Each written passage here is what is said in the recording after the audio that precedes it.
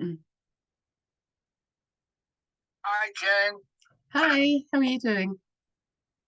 Doing well. How are you? Yeah, not too bad, thank you. Sun, Excellent. Have you been up to anything good this last week? um, gosh, that's a good question. What have I been doing? Um, No, no. I asked you, have you been up to anything good? yeah, I don't know. I can't remember. I can't remember. Sometimes, sometimes I can't remember yesterday. But I'm the same. it's I'm, weird, isn't it? yeah, And it everything, is. And the energy's becoming all like very multi-dimensional, and time's gone a bit warpy. I'm experiencing something similar, and I'm also feeling very light-headed. Hmm. Especially today, it seems to have come on strong today. Yeah, a lot of people are saying it's really difficult to get anything done, and I can identify with that. Like I am getting things done, but it feels like it's the minimum that I'm getting done rather than the list of jobs that everyone has. Well, I'll get round to this, I just I can't seem to sort of have time to do anything else. Like I'm getting rugby tackled by things and sidetracked Yeah, but weird, isn't it? yeah, the frequency's changing. I mean, yeah, everything used to be so predictable and now it's not. I like it though, it's exciting. But from Emily Jane's show this morning, she did a show on the Archangel Ariel Mm, and the Lionsgate, which is the yes. 888 Lionsgate. Does it start tomorrow? I think we're already in the energy of that 'cause I think it's a few days either side, isn't it? But Well, that's what I was thinking. And I'm thinking, is that part and parcel of what is happening, what I'm feeling, like the lightheadedness and yeah, I think like it explained as well with the strange things that are happening to folk. yeah, I think it is. And there's always something cosmic going on and working on us. But yeah, this feels like a big one. And It does. it's all about manifestation, isn't it? And releasing. Yeah, it's really exciting. And everything in the world is kicking off like big time. It is. But this, and I keep saying to people when, they're like my friends, my neighbours, my relatives, that this is all part of the plan. And I've said this to them about different things in the past, and they just look at me like I've got two heads. And I'm telling them that all this that's going on now is what they did with COVID and the vaccines from 2020. They're just doing it now. It's a different narrative Yeah. that they play. Mm. And people are falling for it again. Yeah. Yeah. Yeah. Are they? Are they falling? Are they falling for it? Because I don't know, because I deliberately don't tune into anything mainstream. I get what's happening in the mainstream through the alternative sort of truther channels. So I never Yeah. actually, occasionally I cringe when I hear the news on the radio or whatever, but I normally turn it off. So are people falling for it? Because A lot of people are falling for it. I'm listening to people talking and I'm saying, look, you do realise that this is part of an agenda. You do realise that they have a plan. That, it's strange. Don't you think it's strange that all this has started within 4 weeks? Your Starmer coming into power. yeah, You're like, yeah, why didn't this happen a month, 2 months ago? yeah, Why is it happening now? yeah, yeah. Question this. It's it's And they it's just look at you. it's cosmic perfection, isn't it? In my opinion. I don't know, like it's so hard to believe that people are falling for it, but I guess they are. I just steer clear of anybody that is looking at that and thinking it's real and everything. Yeah, I don't know. It's really weird. it's bizarre. But the media's spinning the propaganda just like they did 4 years ago. The narrative that they're spinning is part of the UN agenda, just like it was 4 years ago. And people aren't seeing the similarities. Yeah. It's bizarre. I mean, like, I watch quite a few things on YouTube, and every now and then like mainstream media channels come up on there. Like The Independent will put a make a video about Keir Starmer, or the Times, or whatever. And sometimes I'll click on those, not watch the video, but actually just read the comments. And the comments, it sounds like there's just like pure hatred for Keir Starmer. Like I'm not seeing any support at all. Maybe it's just my frequency. Maybe I'm attracting what I want to see, or Yeah, I do what you do invariably, especially if it's like a mainstream clip. I go on for the comments because I find those more informative as to what people are thinking and feeling, yeah, and more entertaining than the yeah, actual clip itself. yeah, yeah, absolutely. It's bonkers. It's just, I've got my popcorn. Yeah, grab your popcorn. The show's about to start. Yeah. Literally, figuratively, and metaphorically. I mean, it's an amazing experience. Like, much as this journey has been a horror show for all of us that are on this path, and like we've all had to have our things that we've had to learn and wrestle with, and I'm getting to the point now where I just feel honored to have this perspective and to be able to witness the change, like the massive shifts of consciousness that is happening. I just love it. I mean, it's painful, but it's absolutely miraculous. It's incredible. I love it. I'm I'm feeling like just really lucky, and you know, just blown away by it all, really. Well, it's an amazing time to be awake and alive. Yeah, it is. I'm certainly glad I'm not asleep Mm, to it all. yeah, And for the part of it that I am awake to, yeah, fantastic, great. And yeah, you can sit back and watch the film unfold, as it were. yeah, exactly, exactly. Wasn't that a Ronnie Corbett line, Super Smashing Great, or something like that? Someone like that. Someone. No, that wasn't Ronnie Corbett. That was what's his name? Bullseye. I don't know what his name was, but he used to say super smashing great, and above all, thanks. Yeah. Yeah, I can't remember his name off the top of my head. Jim, was it Jim something? No. Jim Bowen.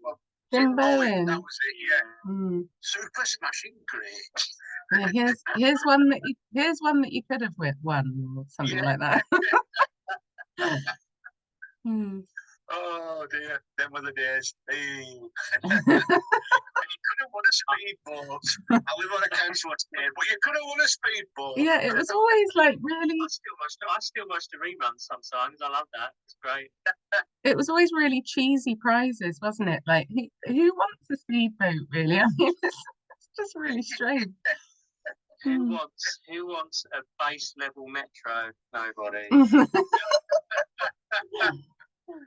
Oh dear. Well, that pure comedy, but back then people loved it. People absorbed it week in, week out, and we look back now with our eyes from today, and we look at that, and to us it's now just pure comedy. Yeah, it really is. But there's something about it for me that's like really heartwarming and like relaxing. I like that, you know. Yeah, it kind of reruns of Bullseye and shows like that. Like, absolutely, yeah, absolutely. Mr. and Mrs. Do you do Mr. and Mrs.? Yeah, like it. What do you mean? There used to be a TV show called Mr. and Mrs. No, I don't know. Yeah, I think you're probably Generation Game. You're probably too young for that, Tim. He's a bit younger than you. Yeah, I was born in 80, so you know. Mr. and Mrs. Generation Game. I think Jim Davidson carried the Generation Game on after Bruce Forsyth. Yeah, I remember that. Yeah. But yeah, there were loads like that. It makes me cringe when I see a game show now. If I happen to see TV, which is not very often, but if I see game shows now, it really makes me cringe. I don't know why. I just find it all it's kind of like that feeling of like nobody knows, no one knows what's really going on. They're all just in this bubble of like pretend, kind of like. Totally agree. Well, For they are, me, it's just a little bit of nostalgia. That's all. Mm. Only with bullseye, no. Right. Right, I'm going to mute myself, Jen. Okay. Have a great show, and we'll see you on the other side. Okay, brilliant. Right. Start the recording. Oh, hang on a sec. I didn't do the title. Now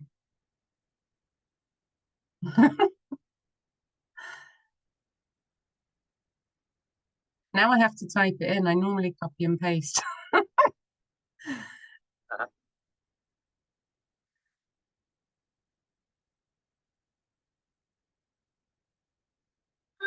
Okay, there we go.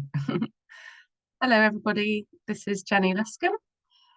This is Feeling is Healing, episode 8, I think, which is so apt because it's the Lionsgate 888. I love how that's lined up. Probably not an accident. So today I'm going to be talking about quantum healing, DIY. So most people probably think of quantum healing as something that you would go to someone else for. But sticking to my intention for these shows, I really like to direct people back to themselves to show people what's possible for themselves. So we're actually all quantum healing all the time, but we don't realize we're doing that. So first things first, I like to look at the definition. So I'm struggling a bit with the definition of quantum. I talked to Tim earlier about what that is. I've kind of looked it up, and actually quantum means like something very, very small. It means like a quantity.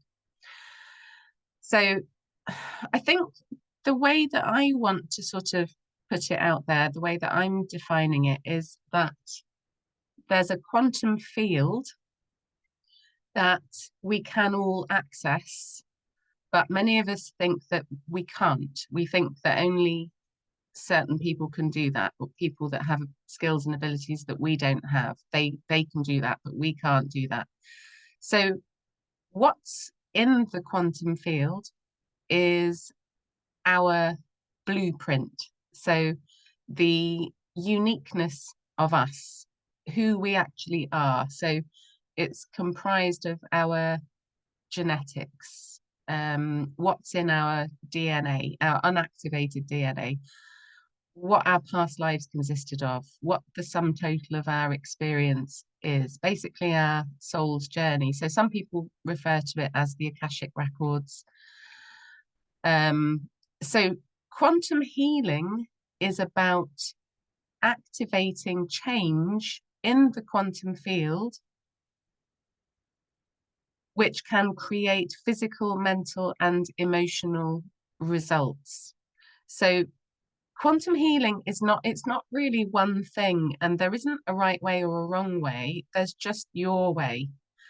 And I would say that every quantum healer has a different way of accessing the quantum field, and they will be doing different things in the quantum field. They'll have different senses that they'll be using to tune into the quantum field. So I'm a quantum healer. I did my training with Jerry Sargent of Starmagichealing, and he is a very interesting, powerful soul. I would say being in the same room as Jerry was the closest that I probably will ever get to sharing space with a Jedi. So yeah, you can really feel his energy.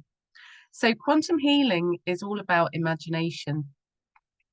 And we've had a lot of programming that our imagination is kind of pretend, like it's not real. Like our parents would say, it's just your imagination. You're just imagining it, as if the things we just imagine aren't happening. So what I've come to realize is that our imagination is everything. It's everything, and it's unlimited. So we put limits on ourselves because we have been trained to believe that we are limited beings. So when you go for a quantum healing session with someone, or you go to yourself to do a quantum session on yourself, what you're really doing is you're activating change within yourself via the quantum field to bring yourself into more limitlessness.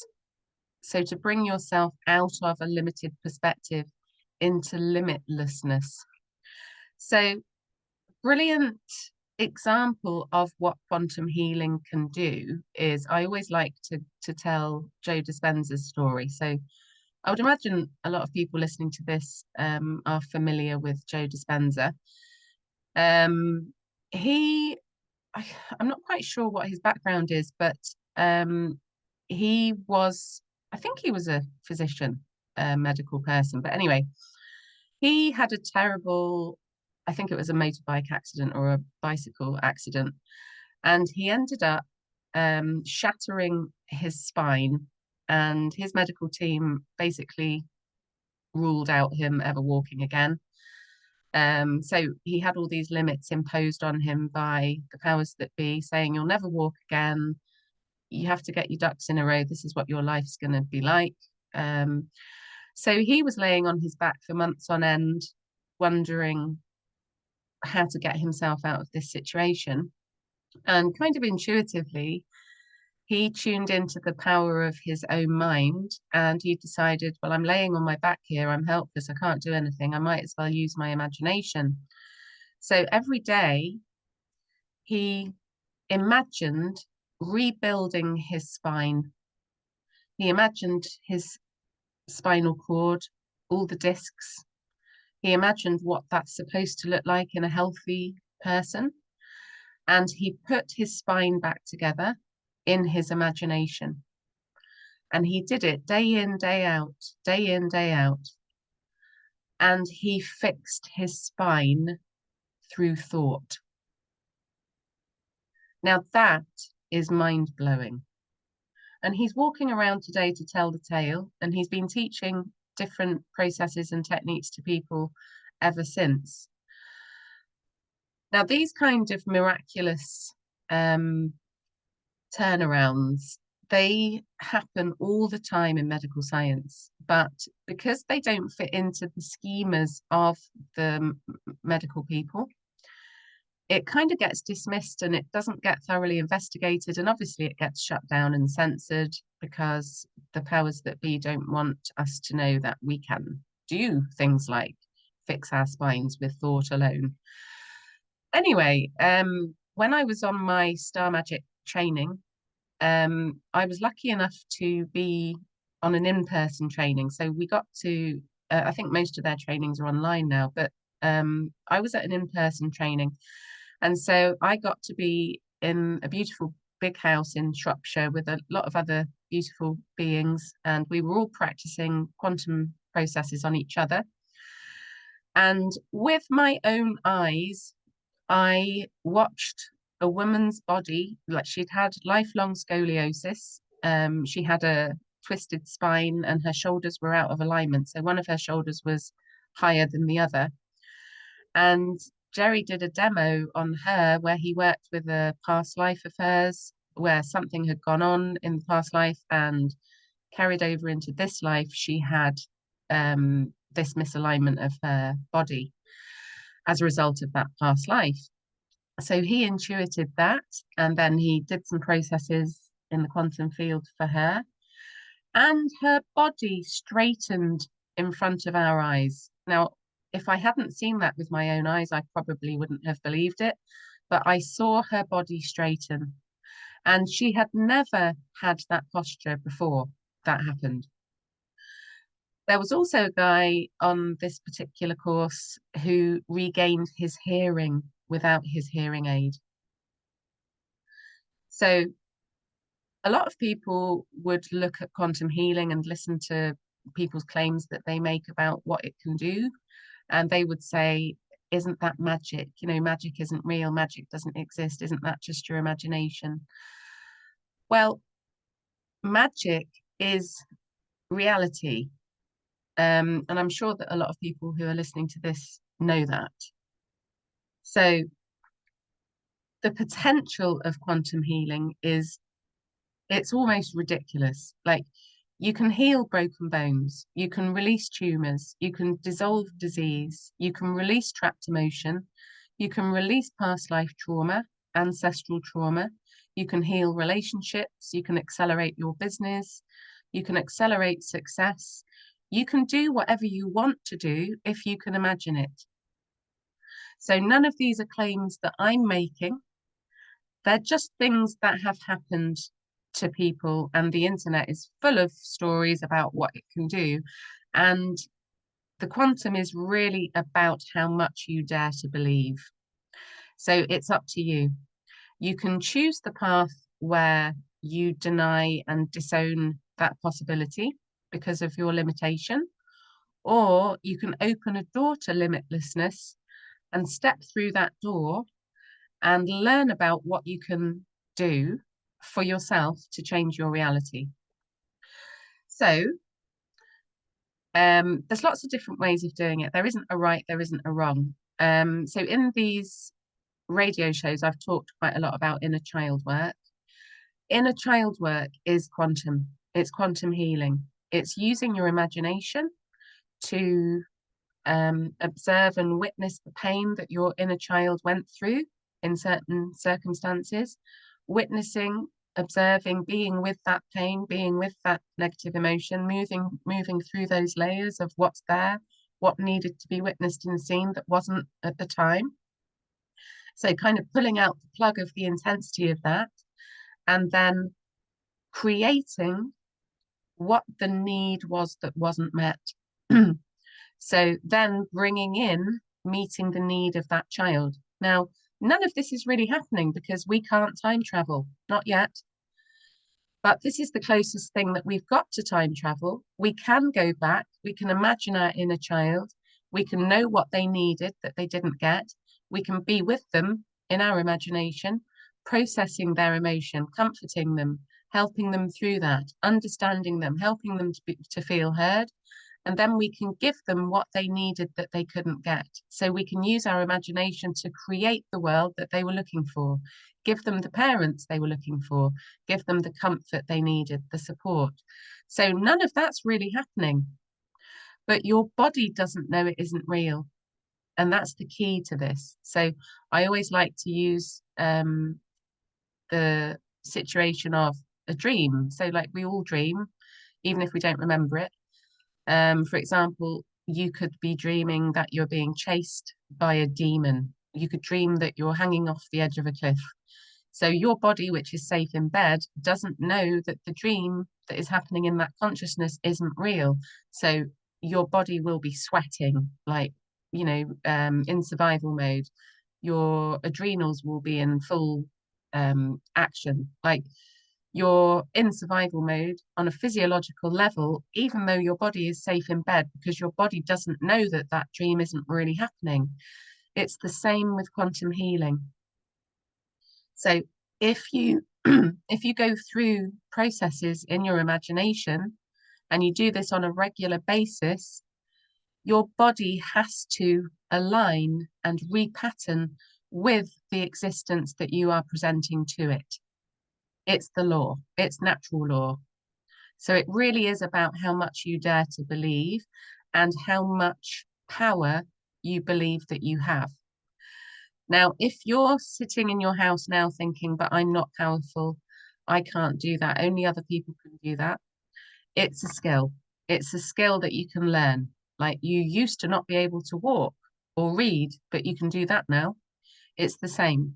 So this is they're all natural healing abilities. It's just the natural order of things.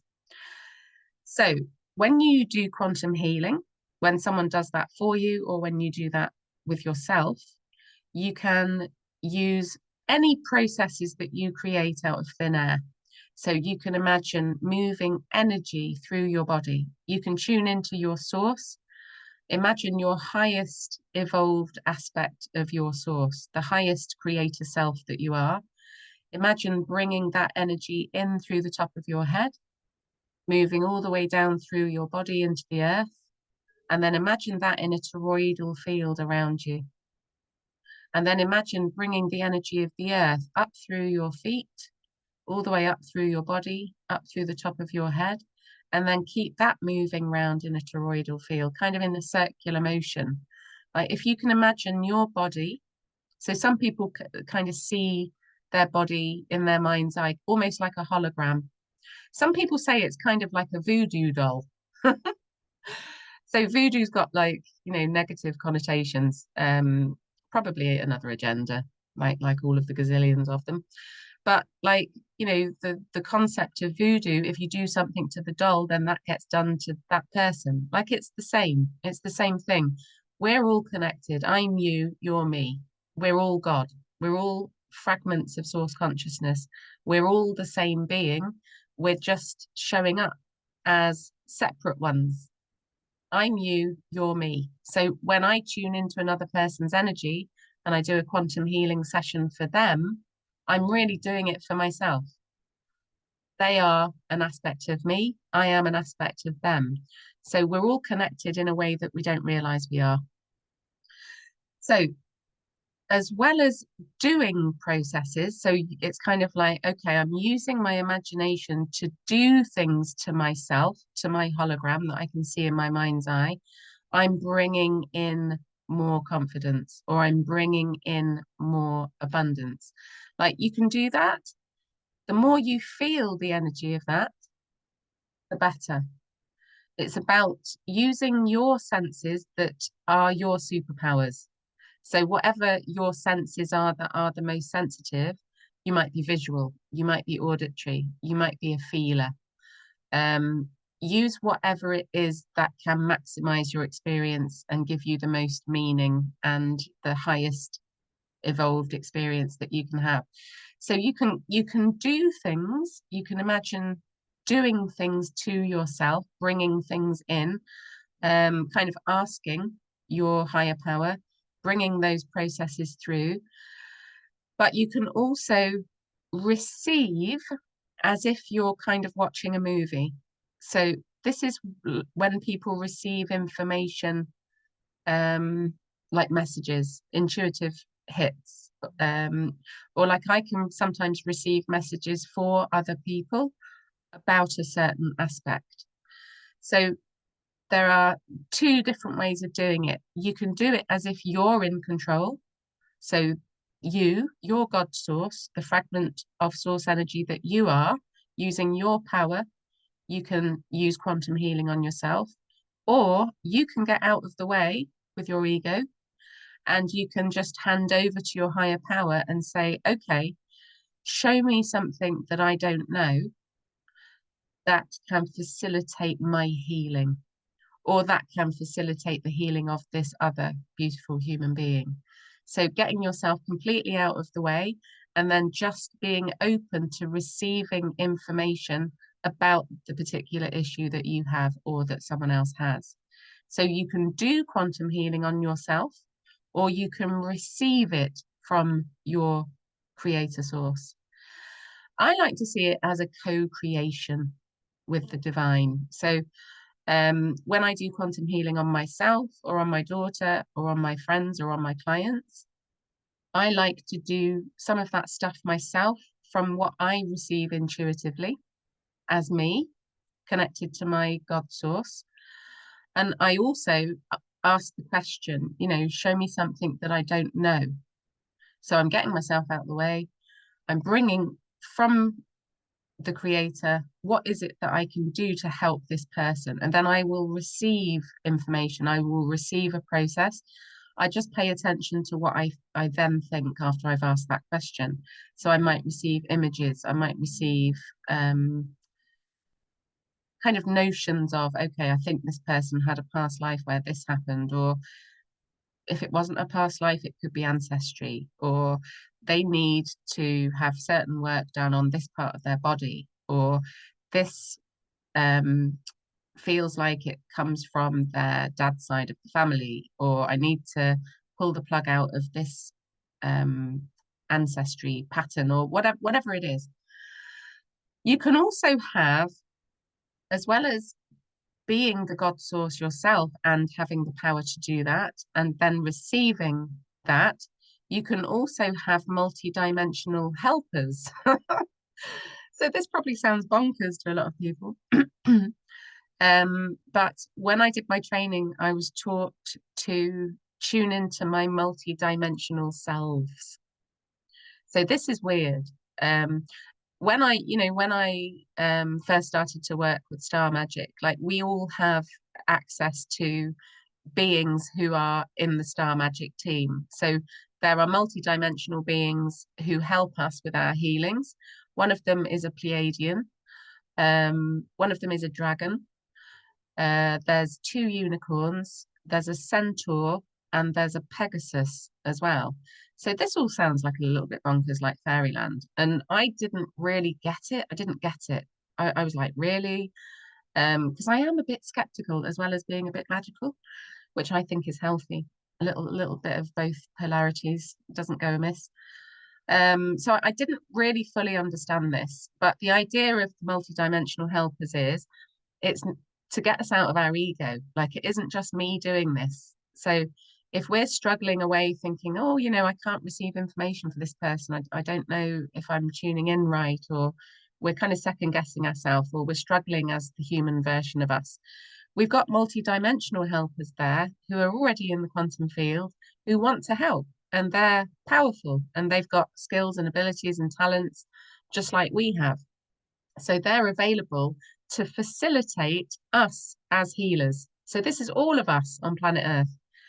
So I'm just going to tell a little story about one of my multi-dimensional helpers. So when I was doing the training, I was like, okay, so I have to do this exercise where I have to tune in to my multi-dimensional selves and see who they are, what they look like. So I didn't really have much notion of my multi-dimensional selves. I knew that I probably had a spirit team. I didn't know who that was. Didn't really have any notions of that. So anyway, I had to do this set task where I had to listen to this meditation, and it was kind of like the scenario was go down to this beautiful meadow and turn left and go through this gate, and then there's a lake, and go and sit on the rock by the lake. So I did that, and then I just had to set the intention to meet my multi-dimensional self, and then that was it. Just kind of sit and wait, and then just let yourself connect with source and just see what happens. So I was doing this. This was quite early on in my Star Magic days. So I was kind of like, okay, did this thing, sat on the rock, there I was. And I just was like, what? No, I'm not getting anything, kind of going into resistance a bit, thinking I can't do this. This is weird. Anyway, kind of stuck with it for about 20 minutes. And then I just started to sense, because I'm not that visual, actually. I started to sense and feel, which is what my superpowers are. I started to sense and feel the energy of something big. Like I was just like, it feels big. And I was like, well, what sort of big? Like, is it a whale? Is it a mammoth? Like, what is that? So I tuned into the bigness. I was like, what is this big thing that I'm tuning into here? And then I just kind of saw this. I didn't see it in my mind's eye, but I kind of felt and saw a sense of something crouching, kind of hulking, like a hulking, crouching, big, but kind of nurturing energy. And then I thought, oh my God, like it's a gorilla. It looks like a gorilla. And I thought to myself, trust me to have a gorilla. So anyway, I just thought that's insane. Like, who has a gorilla as their multidimensional self? So anyway, I dismissed it. So this is what people quite often do when they're starting to tune into source and they're starting to receive messages. They'll kind of have a little dabble, and then they'll go, no, this is insane. I'm no good at this. Like, and then you swipe, like you're on the iPad, swipe, I'm just going to swipe that. So I kind of forgot about it. And I thought, I thought I was supposed to see something angelic, or like, something fairy-like, or something light, and I had this great big black gorilla. Anyway, so I dismissed it and then went to bed. And then the next morning, I put on a podcast. I listened to the Gene Keys community has on Clubhouse, like a really good show where they talk about the Gene Keys. It's like a healing modality. And they were doing the theme of like spirit animals. And the one that they were covering that particular morning was the gorilla. And it was the next morning. So the synchronicity was insane. And it was a big slap round the head for me because I dismissed what I received as if it wasn't real.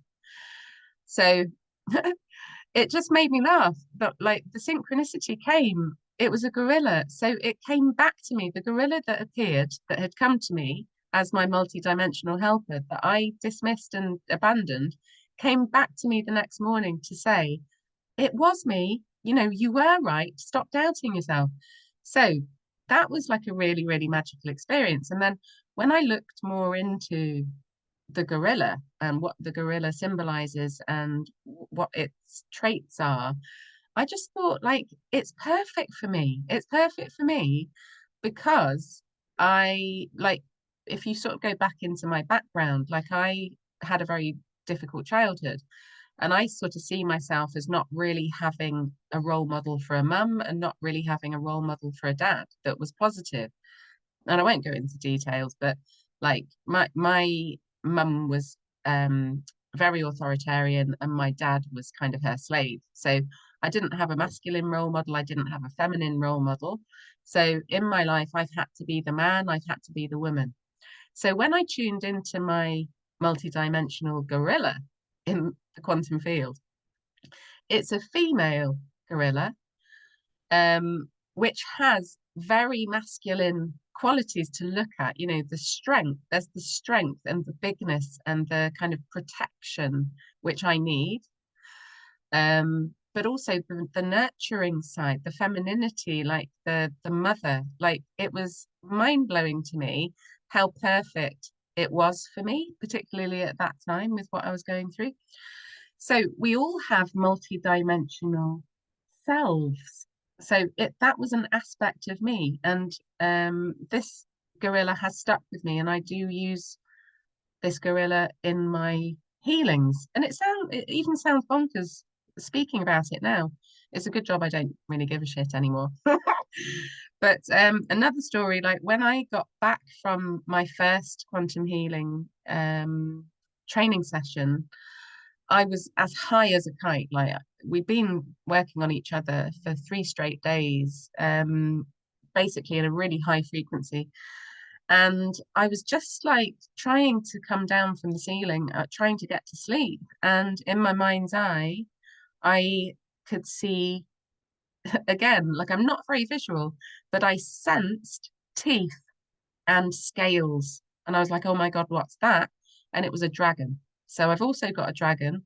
And so that was on my right side. And it's weird how they appear in like different places. My gorilla is ahead of me. My dragon is on the right side. It's green and yellow. And then on my left side, there was an incredibly tall being, kind of like how you would imagine an ascended master, wearing red, long, kind of like draped cloak, kind of. And like when I look up at that being, I can't see that being's face because they're so tall. So I don't know who that is still, but I don't feel like I need to know. It just feels like a very strong, nurturing presence. So I know that I have these beings beside me and that somehow they're aspects of me, but that's as far as it goes with my understanding. So I sort of feel like I don't need to know any more than that. I just find that they help me in my life. They help me with clients. So anyway, so it's just your imagination. If that was said to you when you were a kid, I would like to redirect you back to that because it's everything. So inner child work is quantum. Whatever you do with your inner child is quantum. There's another thing that you can do, which I'm going to talk about tonight, which is going in the opposite direction on your timeline from inner child work to your future self. So any kind of like affirmation work that you use, and any of kind of Louise Hay's stuff, I'm powerful, or whatever it is that you want to manifest, that's quantum as well. Because if you're tuning into the feels of that and what that would look like, you're tuning into another reality that isn't the one that you're in. So you're tuning into a limitlessness from a limited space. So you're just broadening your perspective and expanding into believing in yourself, believing in yourselves in a way that maybe you haven't done before. So affirmations are quantum, inner child work is quantum, future self work is quantum. Any kind of visualization processes are quantum. So I think that everybody is already doing quantum healing. So I want to normalize it. That's my intention today. There's a guy who I used to follow, a spiritual teacher called Mike Dooley, and I presume he's still about, and I haven't heard much from him, but it really inspired me. A few years ago, I saw that his spiritual practice was to basically yay for 5 minutes, right? Every day. So he would imagine himself succeeding at whatever his endeavor was in his businesses at that time. So he would imagine manifesting the money or the clients or the meeting or the thing that he was looking for, the book release or whatever. And he would just go there in his head for 5 minutes, really intensively, yaying. So kind of like waving his fists in the air, like really feeling what that would be like clapping his hands, like high-fiving people, like receiving kind of like, people looking at him and going, how did you do that? And like just having all the energy of this miraculous achievement. He would do that, and he would go there fully in his body, like walking around, like high-fiving himself, hugging himself, like yay, like really being there, feeling it for 5 minutes every day. And he said it would bring him everything that he needed in his reality. So anything, like, keep it really simple, do that. Keep it simple and do quantum things that you've never done before, so that you can see the evidence of whether that works or not. So I would recommend the Mike Dooley yay, like 5 minutes every day. But being consistent with it is the key. And I'm not very good at being consistent, but I do know and understand the power of all of this stuff. So today I want to go in the opposite direction to inner child work. I want to go to future self work. So I'm gonna, like, sometimes I give like a trigger warning, like if something is going to be a bit of a truth that people might find hard to swallow. This time it's not really a trigger warning, it's it's an intensity warning about what doing future self work can do. It's incredibly powerful. So when you do inner child work, you're bringing a lower frequency into a higher frequency. So you're bringing the lower frequency version of you, the child that was hurt, you're resolving that hurt, and then you're bringing that child into a higher frequency. When you're doing future self work, you're kind of doing that in reverse. So sometimes when people do future self work, they really feel it. So inner child work is bringing a lower vibration into a higher vibration, which makes you feel good. Future self work, this is in the short term, it makes you feel good. Short term, for future self work, it can make you feel really bad, because anything that is not a match to the new higher frequency that you're going for must be kind of exorcised from your being. So future self work is a way of forcing growth and forcing shedding of the things that maybe you haven't been able to move.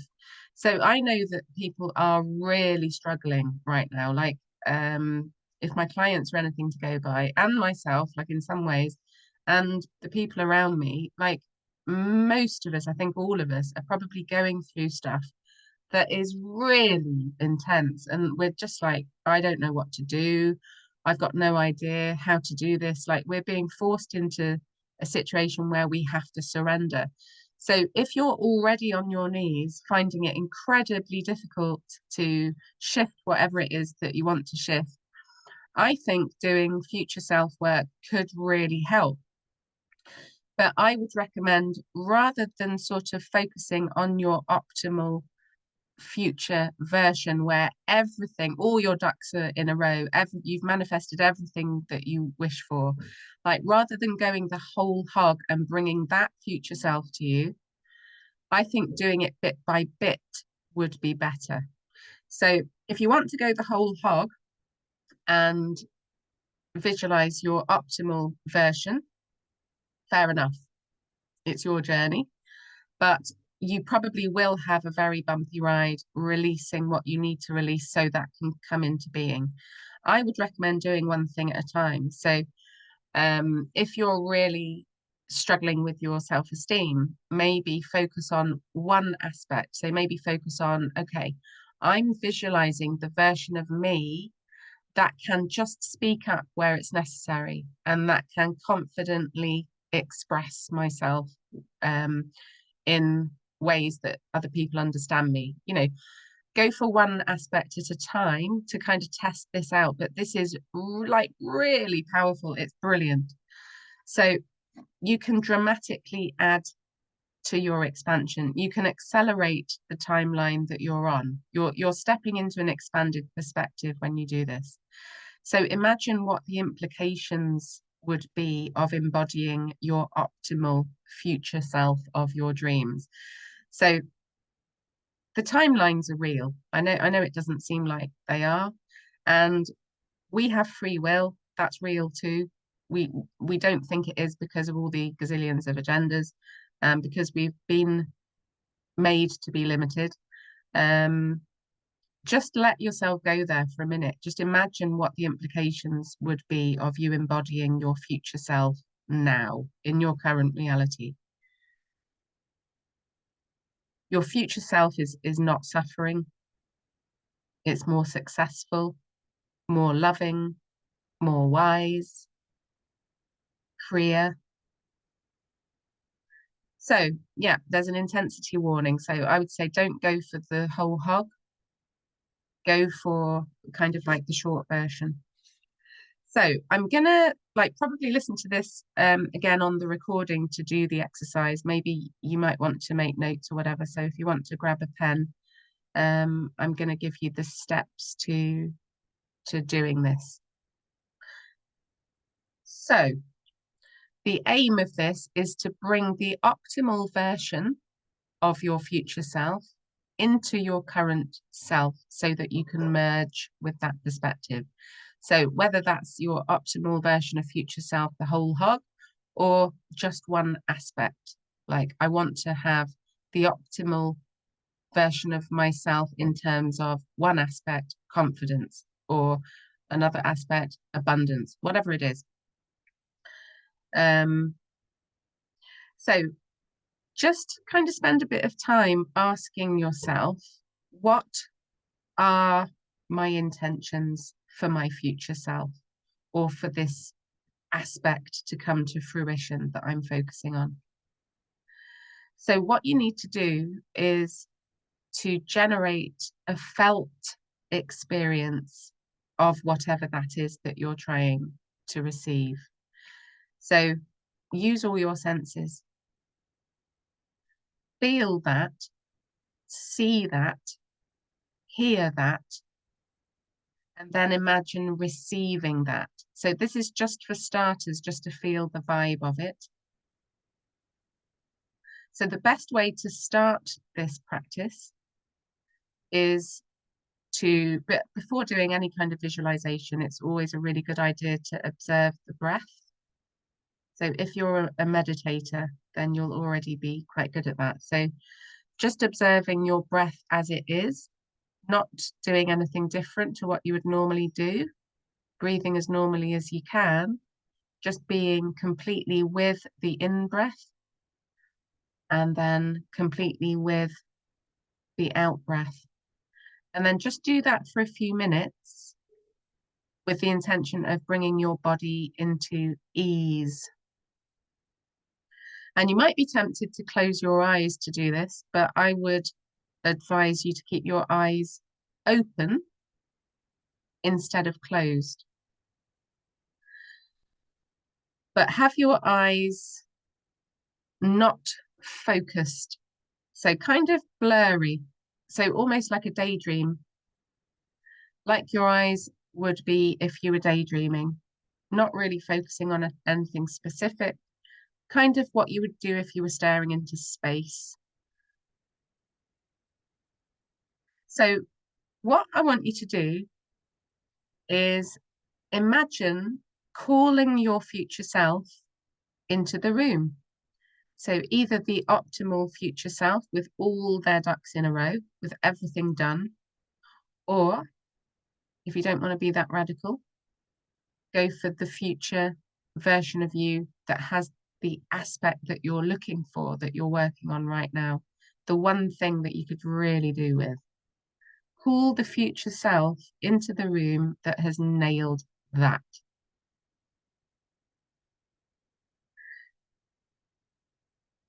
So this is not about trying to choose the higher self that is going to come to you. So that if you were trying to choose the higher self to come to you, that would be you getting in the way of you. That would be you interfering. That would be your ego. So try to move your ego to one side and allow the optimal higher self version of you to come into the room that needs to. So this is you receiving this information from your creator self. So imagine connecting with your source, your highest evolved aspect of source, your creator self, the uniqueness of you. Imagine channeling your future self that you need to see for the purposes of this exercise. So this isn't about you going to your future self and making them a certain way. This is about you allowing this version to come. So it might be really obvious, like if you were an athlete and you wanted to be a gold medal winner, you could imagine this version of you standing on the podium with the medal. If you wanted to manifest a successful singing career, you could imagine yourself on the stage at Wembley Stadium or something like that. So you can go directly to it in ways like that if your goal is an obvious one. But try not to choose the higher self in terms of how they look, how they feel. Just allow the sensory stuff to come. So you're breathing in a regular way. Your body feels at ease. You've got your eyes open, but kind of daydreamy and kind of blurry. And you're tuned into your source and you're allowing your optimal future version of you that you're looking for to just come and to wander into the room.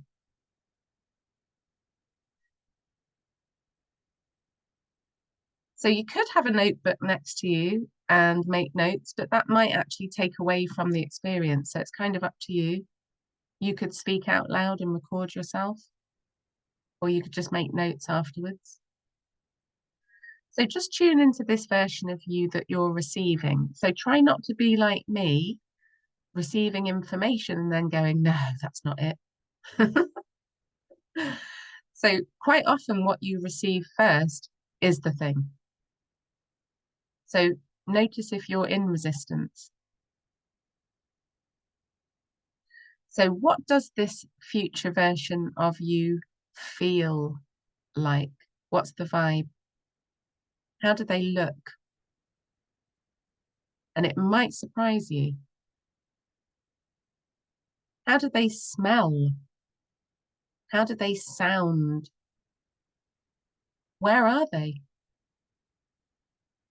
What are they wearing?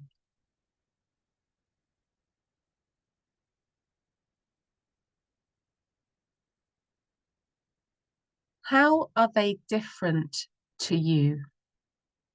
How are they different to your current experience of you?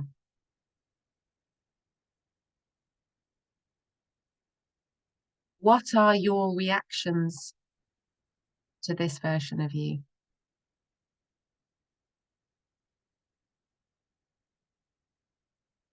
Notice the feelings in your body. Notice it like a feeling signature. Where are you feeling this? In your heart, in your throat, in your stomach, in your feet?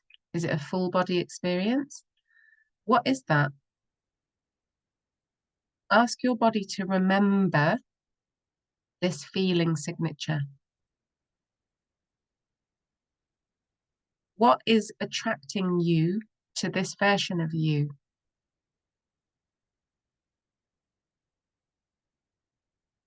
What is surprising about this aspect of you? What is not surprising? How are they actually similar to how you are now?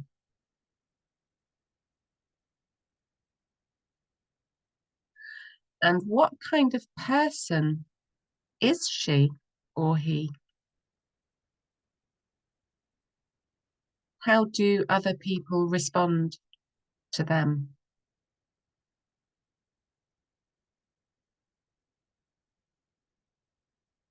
How do they feel in the world?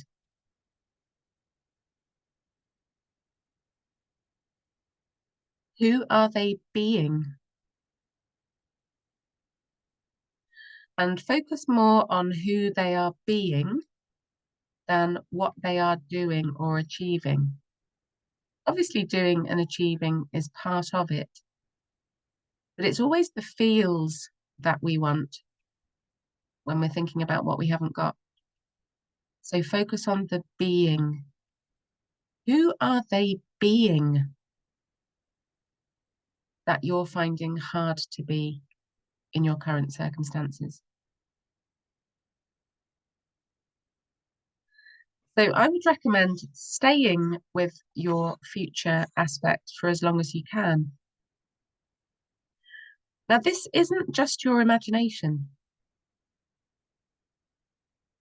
I think many of the masters, kind of going back in history, you know, Einstein, Michelangelo, all the artists and the mystics, and, you know, they were definitely connected to the future. All these geniuses, you know, we like to call them geniuses, as if genius is something that's outside of us. Like, we don't have genius. We do. So we all have genius. Genius is just a word to describe our optimal self. So when you are in your genius self, you have access to all of it, the past, the future, the everything. So this is why I was saying, you know, try not to create your future self. Set the intention, you know, I want to feel this, I want to feel that. But when you're visualizing your future self, try not to create them, because that's you in the way, that's your ego. Receive your future self, because your future self is already happening. There are lots of them. There are disempowered future selves as well, but you're tuning into the optimal version or the optimal aspect that you're looking for. So sometimes when people do this process, they go into resistance, or they feel a version of themselves that feels like it's against you. Now, there are no parts of you that are against you. So when I've talked about partswork before, it's the same. There's never a part of your consciousness that is against you. So if you feel into a future self that feels negative towards you, just know that it's a projection. So it's nothing's gone wrong at all. It's a projection. So it's just your subconscious mind showing you some emotion. And that was the way that your subconscious chose to show you. Whatever the emotion is that you're feeling when you receive that future self version of you, that's trapped emotion that maybe you could sit with another time. But if that happens, then just come out of the exercise, walk around a bit, and then just go back into the exercise with the intention of, okay, right now I'm choosing to receive the actuality of my optimal future self, not the projection. So you're telling your subconscious mind, I got the message, I got the projection. Okay, I'll work on that. But now I want to see my optimal version. So nothing's gone wrong if you get a negative version of you. It's just something that you need to release, that's all. So once you've done all of this, you've asked all the questions, you know, what kind of person is this version of me? What's attracting me to them? What do they feel like, look like, smell like? How are they different to me now? What are my reactions to them? So to come out, I would say, like, stay in that for as long as you can, maybe at least 20 minutes. You can do it, you know, obviously more than once. But just remember how powerful this is, and anything that is in the way of you manifesting this will come up. And that's how energy works. So anything that needs the plug pulled out, or any negative emotion that's blocking, or any trauma that's in the way of this, it will come up to be healed. Not because the universe has got it in for you, but it's just how it works. If you want that optimal version of you, you have to move through the not you to get there. So quite a lot of not you might pop up, and that's just the natural order of things. Try to remember it, not to personalize it, and it's just energy. So when you come out of this visualization, go back to the intentional breathing again. Focus on the in-breath, the out-breath. Sit with that for a couple of minutes. And then imagine taking this optimal version of you into you as you are now. So imagine merging with this aspect. So imagine they are coming into you. You are coming into them. So imagine that you are inside him or her, like you're stepping into his or her body. You are becoming him or her.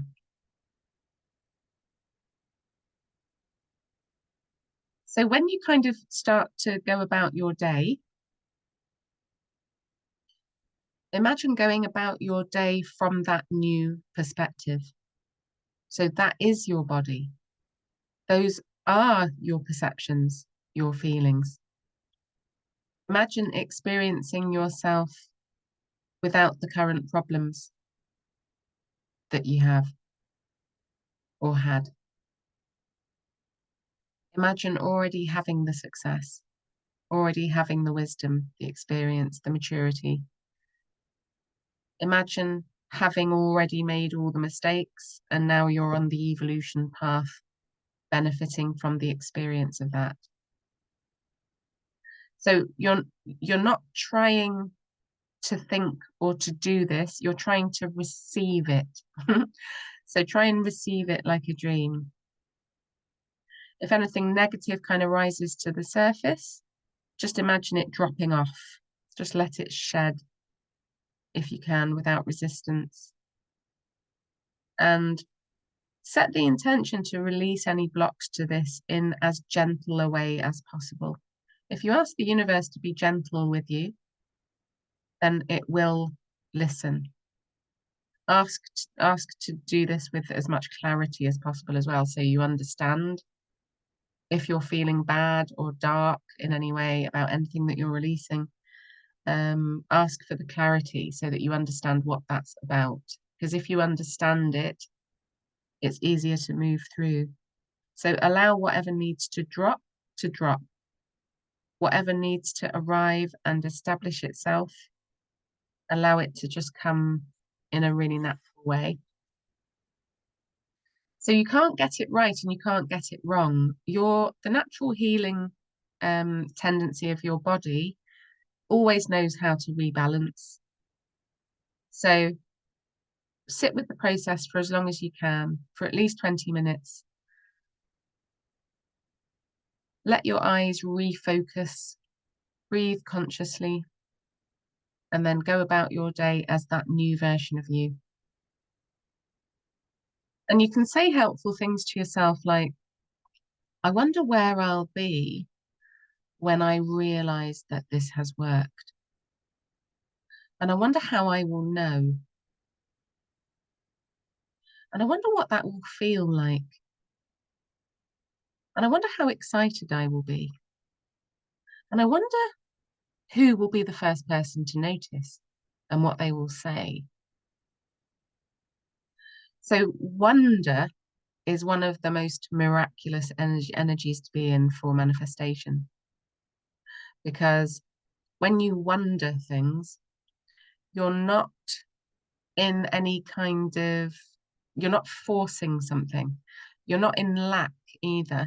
When you wonder, you're kind of moving towards, in a kind of sauntering, non-urgent way. Like that is the most amazing frequency for manifestation. I wonder where I'll be when I know this has worked. And you're programming yourself in a good way.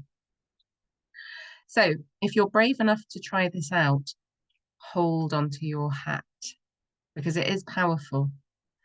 And last time I did this, I did have quite a lot of negative emotion come up. So just know that it might feel hard before it feels better, but you'll get to know yourself. Like if you want to do it one step at a time, one aspect at a time, I think that's the most sensible approach, to be honest. What might happen as well is that you might feel compelled to make changes in your life after doing this process. You might spontaneously even have physical changes. When I first started to heal, I lost weight without even trying. And that happens to a lot of people when they leave a relationship, for example. It is literally baggage falling off you. And the body is a reflection of our quantum field and our subconscious as well. So just let whatever happens happen. So once you allow the embodiment that you've found here with your optimal future self that you were going for, and you've got integration with that version of you, and you realize things are changing and things are happening, you are then on an accelerated timeline. So put your seatbelt on. And I would say take your time with it and experiment. So quantum healing is not just for quantum healers, it's for all of us. And it's about stepping into our power and believing that we can. So I hope that I've shared some stuff with you today that has inspired you to have a little go. Another little, before I finish, you know, when you're using affirmations and things like that, you know, I love and approve of myself. Now, sometimes those kind of affirmations make people feel bad instead of good, like for the same reason that the future self thing can make you feel bad instead of good, because you're trying to bring a positive you're trying to bring a positive energy into negative and like into a lower frequency. So the lower frequencies have to come up. So when you're doing affirmations, if you add the word learning, I am learning to love and approve of myself, your subconscious mind can take that in rather than reject it. So I think that using the word learning can allow for an easier ride. So when you're using future self work, try to imagine yourself learning to be your future self. You don't have to go the whole hog and step into that future self straight away. You can ask the universe to teach you how to be that. and acknowledge yourself as a learner, because then your subconscious mind doesn't push and reject and force outright all the things that are not that, because you've requested it. It might do it in a more gentle way, kind of at your own pace. So yeah, I would say with your affirmations, if you're using those, always add, I'm learning to love and approve of myself, is much less brutal than I love and approve of myself. Because if you don't actually love and approve of yourself and you're saying that you do, your subconscious mind will force quite a lot of change on you that you might not be ready for. So just take care of yourselves and do it kind of incrementally, I would say. Anyway, yeah, I've talked for quite a long time today. So if anybody would like to join in and say anything or ask anything, then come on down. Thank you, everybody, for coming and listening live. I'll just quickly jump on and say thank you very much, Jen, for a great show. Some of the things that you talked about, I've already been doing for a long time throughout my life, so I can attest to what you've been saying as being spot on, nail on the head. Yes. Oh, brilliant. Well done. Anybody else? And you don't have to say anything. No, you could say hello. So I guess for me, I'm just thinking back to what you were saying about what else we have access to that are our supports, and provide are actually kind of there right behind us for our lives, and we, as we grow spiritually, or sometimes from a young age, I think it's sometimes easier. We have access to them, and then we go through childhood and we get shut down from it all. But the beings you mentioned, I certainly have, through different parts of my life, been aware of a number of those, and I think that aspect particularly resonated for me. The amount of support we actually have, and even when things seem really difficult, we are absolutely being guided, and supported.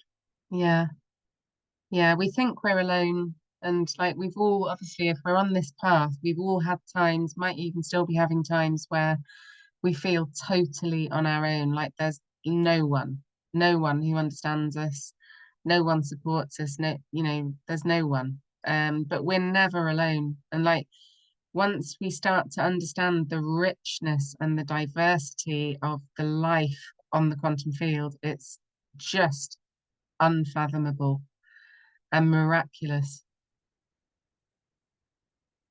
And it's still unfolding. I mean, I'm just a beginner at this. I'm still kind of like finding stuff out and feeling into different things and different aspects, and it's absolutely life-changing, and so much has been hidden from us. It's insane. It's just, such a beautiful time to be alive, all the systems coming down, all the bullshit falling away. I think we've got like really amazing times ahead of us, hopefully in our lifetime. Fingers crossed.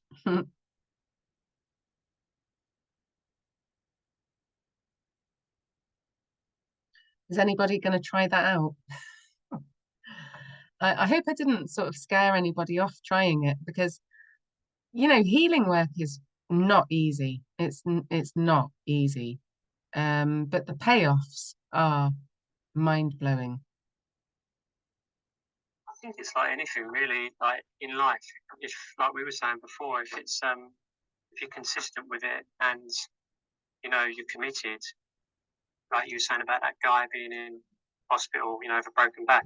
He had no choice but to do it. There was nothing else to do. Yeah. So, through that, he discovered an incredible power. And it took that level of challenge in his life where he literally had no other choice, that he then found that power. Yeah. So I think that's often true, isn't it? That we go through sometimes very heavy challenge in our lives, and at the time it seems terrible, but we actually find an incredible power that changes us forever. Yeah. And actually enables us to do a lot more in life. Mm. And I think, you know, for me, and I think probably for many, you know, listening, it's like you said before, it is a challenging time for many people, and whatever the challenge is, it has the potential to really lead you to something amazing if you stick with it. Yeah. And you know, especially when if it's to do with something in the body that you want to heal, that focused intent and commitment daily, which is something we all struggle with, right? You know, I think that can really lead you to some incredible power if you're committed. And it's like, well, how motivated am I? And it's like, well, you know, life tends to give us the motivation one way or another. Yeah, I'm really noticing, especially over the last couple of years with clients and people around me, that people's backs are against the wall, and like people have got to situations where they've got no choice but to, it's like sink or swim, and you have to face yourself, and you don't have any choice anymore. The universe has, you know, it feels unkind, and it feels like the universe hates us and it's against us. But it's just what we need in order to get through the kind of survival mode emotions. Like we have to be in survival mode to catapult ourselves out of it. And like there's so many, you know, with the NHS collapsing and, you know, the systems and everything, like the help isn't there. So we've all had to do the journey of someone's going to come and rescue me on a big white horse. You know, hoping someone's going to swoop in and make everything okay, and nothing's going to come. Nothing's coming. No one's coming. You know, all the information and stuff that we need, we've already got access to. It's just a case of being with ourselves enough to actually find it, and to love ourselves enough to see it through and to go for it. I mean, most people who have kind of chronic and acute health conditions are having to become their own doctor.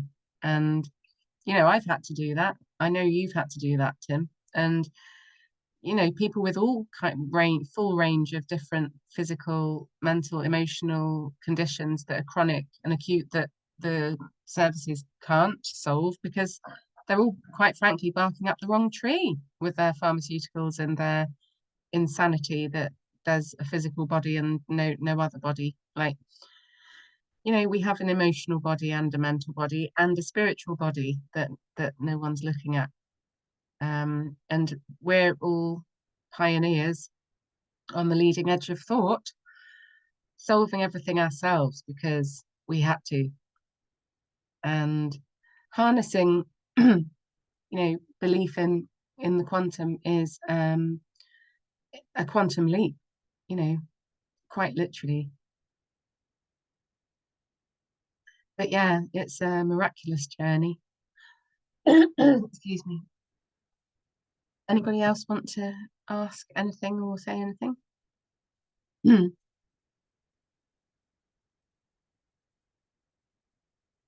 I think I'll. It's funny you just mentioned Quantum Leap, which is an 80s TV show. It's funny, I was thinking about that before the show started. Yeah. And basically, what that does is it changes the inner quantum person, one perspective or future person, into the previous one. So that's quite interesting that you mentioned that, because it's quite, it's relative, very, very relative, because they go back in time to change the situation within somebody. But the rest of the people in that era or time don't realise that that's occurred. The person that they see is the same person they see every day, except it isn't. Yeah, it's funny because like a lot of the processes that we use when we do the quantum healing is literally rewinding a person's timeline. So kind of going back to the pre-trauma version of them. Do you see what I mean? And taking them off that path and then putting them on a different one. So having them completely avoid that person. Or you can do things like you can imagine taking a cell out of their body, the pre-trauma version of them, and then bringing it all the way back to their current self, implanting that cell into their current body, and then having that cell teach all the trillions of other cells about that pre-trauma existence. It's crazy. Like, it sounds ridiculous. Like, you know, so many of us on this path kind of listen to things that we now say and believe and know to be true. And it's almost like we know it's true, but how can it be true? Like, because we've got our feet in two worlds, you know. But yeah, we can use our imagination in so many different ways, and there isn't a set way to do anything. There's just your way, you know. It's like I quite often get clients to have their inner children, like imagine creating a world for their inner children. So all different ages, you know, age 5, age 10, even inner adults can be in there, age 25 or whatever, and then have all the things that the child version of them or the adult version of them needed. Like, let's create a world where there's more love for them. Let's create a world where there's laughter and there's joy and, you know, maybe activities that they were never allowed to do. Or you know, if you create a world and then you access that world on a regular basis and you feel into it, the differences you can make to your physical body by being tuned into that world instead of the one that you're feeling limited by in your current circumstances, it's everything. And it's just about believing it to start with, making the quantum leap into believing that it's real, and then just testing it out with a few different ways that you devise yourself. Like, I would always recommend, you know, listening to stuff like this, but then making it your own, because we're all capable and none of us know how powerful we are. But yeah, there isn't one way. There's only your way.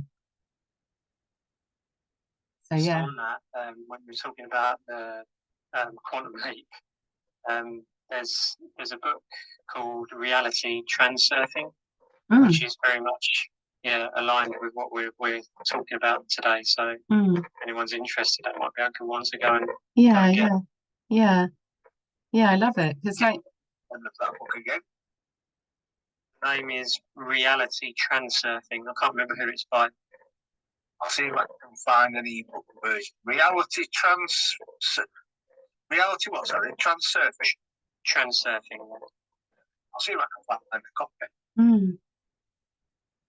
Yeah, because like you kind of hear people talk about timelines, don't you? And I remember before I was trained in quantum, I was like, what? How is that real? Like, how can that be real? And it just sounded ridiculous to me. But like, you know, once you sort of understand everything's happening all at once and time doesn't exist, and you know, that it might be a bit of a stretch to sort of take your mind there, but as soon as you understand that there are lots of versions of you and there are all different ways that it can all turn out, there's like terrible ways, there's kind of mediocre ways, like, you know, mediocrity that way, like, or it can be incredible. It can just be off the scale, amazing. And I think one of the biggest lessons that we're here to learn about being on planet Earth is choosing. That's it. I think what's happening in the world is that we've had our free will violated. So we were given no choice. So now we've got an opportunity to choose. And I think that's it. I think we're explorers. We're adventurers. Warriors. Yeah, well, we've had to be, haven't we? We've not really had a choice about that. But yeah, we've become that. Yeah. And peacemakers. All of it. The man, the woman, the war, the peace, all the polarities. Yes, find the book. It's in the group. So if you want to, well, I think I found the right one. It's Reality Transurfing, steps 1 to 5. Mm. And then there's a video that I found also. As I was looking for that, you find it says here the most trippy book of all time. And there's a video that's been created, and it says the information is based on the book Reality Transurfing by Vadim Zealand. So I think that Reality Transurfing is by Vadim Zealand. I've read them. I'm going to say that again. Vadim Zealand. That's it. Yeah. Double check that, Tim. I think I've got the right one. Is that? Can you see it? I can't at the moment, no, but it sounds right from what I remember. It was 10 years ago, the last time I looked at that book, and it sounds right. It's got a very colourful front cover with a rainbow and some hot air balloons and lots of clouds. It just says Reality Transurfing, steps 1 to 5. Mm-hmm. Yeah. Thank you. Thanks for that. Yeah, thanks, Andy. Okay, I think I'll stop the recording. So thanks everyone for listening. Thanks everybody for coming on live. I appreciate that. And I'll see you next week. So much, Jen. Thanks for coming. That's it, yeah. Okay, yeah, brilliant. Thanks everyone for coming on live. I think it really makes a difference when there's people here. Yeah, I'm really enjoying doing this.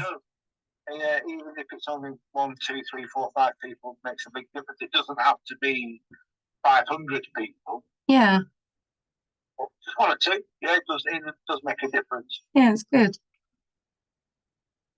Yeah, but yeah, I'm going to go and watch this video now that we've just found because of what you've been talking about. I don't know what it is, so I apologise now if it isn't what it seems to be, because I just literally typed in Reality Transurfing to see if I could find the book. Anyway, I did, and then the next thing that I spotted was this video. So yeah, I'm going to go and watch it. It might not be very long. So. Yeah. Okay, enjoy that. It's only 2 minutes and 50 seconds long, 51 seconds. So it's only a 3-minute video. Thanks a lot again, Jen. Yeah, you're welcome. All right, I think I'm gonna sign off now as well. But all right, have a lovely evening. Yeah, and thank you, Jen. I just wanted to quickly jump in and say I really enjoyed that. Oh, thanks, Jackie. All right then, thanks everyone. I'll see you next week. Much love to everybody. Good Lots night. of love. Bye. Bye. Bye.